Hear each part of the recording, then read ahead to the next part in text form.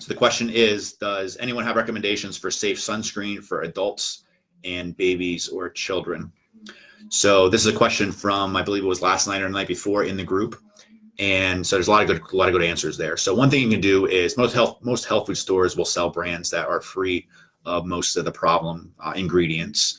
But just in case, just to make sure, you want to be looking up whatever products you're using. And this goes for sunscreen. It goes for other health and beauty products, any lotion, anything that you're applying to your skin on a regular basis. And it could even be like makeup, shampoo, toothpaste. You want to go to ewg.org, so Environmental Working Group, and you could put in the name of the product. And if it's in their database, and it almost always is, it'll give it a grade. And if the grade's low, you can take a look at it to see why it was low. And because there's certain things in there that may be detrimental to your health or may cause reactions in people that are sensitive. So you want to take a look at that. And I don't have any names off the top of my head, and I'm not a sunscreen expert, but take a look at that, the Environmental Working Group. You might even be able to search by sunscreen, so by product type, and then they'll give their top recommendations. The other thing with sunscreen too is that I want to make a note of this and point it out, is that if, especially a baby, if you wouldn't normally have them out in that sunlight without any sunscreen on, you probably shouldn't have them in that direct sunlight, even with the sunscreen on.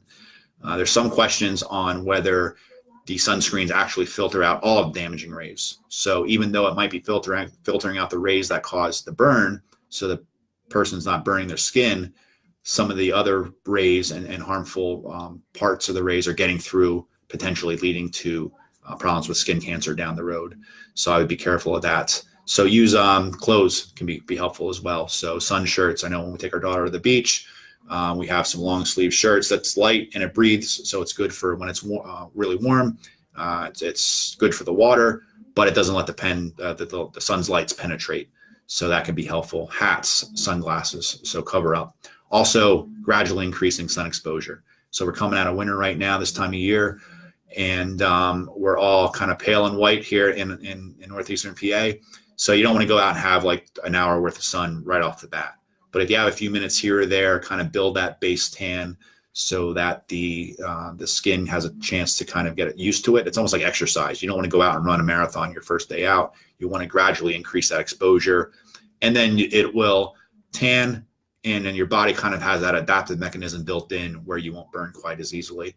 And if you do burn easily, you can look at things like I've read where omega-3, so like things like fish oil, if you're really low in those, you're going to burn easily. And I'm sure there's probably some other nutrients in there that are involved as well. So that's something to take into consideration. So.